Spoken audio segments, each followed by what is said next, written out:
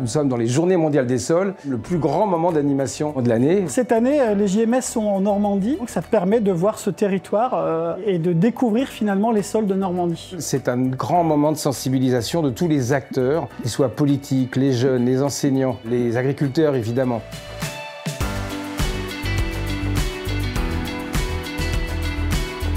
Cette année, la thématique de la Journée mondiale des sols, c'est la donnée sur les sols.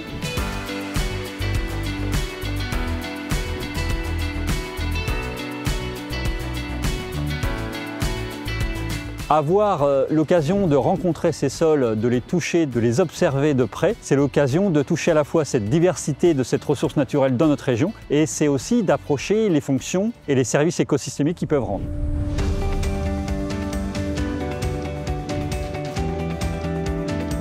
Cette semaine qui est juste incroyable, quoi, où on apprend plein de choses, où on rencontre aussi d'autres mondes qui nous sont un peu plus éloignés, mais qui nous font grandir et qui ont des choses à partager, quoi.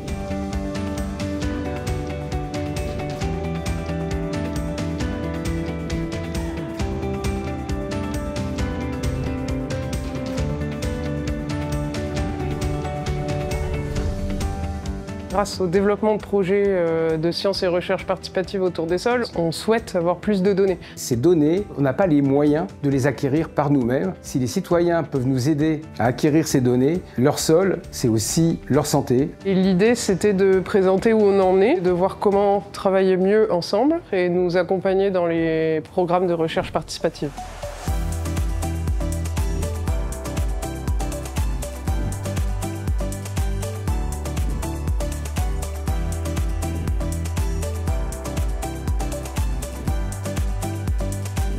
On part d'un constat que l'on fait depuis de très nombreuses années, c'est-à-dire qu'il y a une espèce de mise à l'écart de la protection des sols par le régime juridique.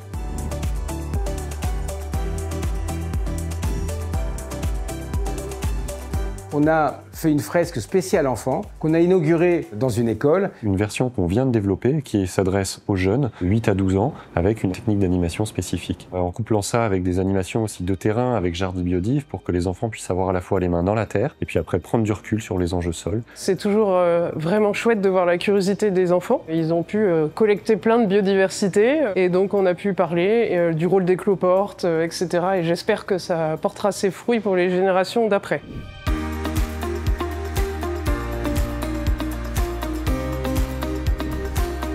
Les JMS, c'est aussi un moment où on peut se retrouver ensemble et partager. C'est quelque chose d'assez important pour la communauté.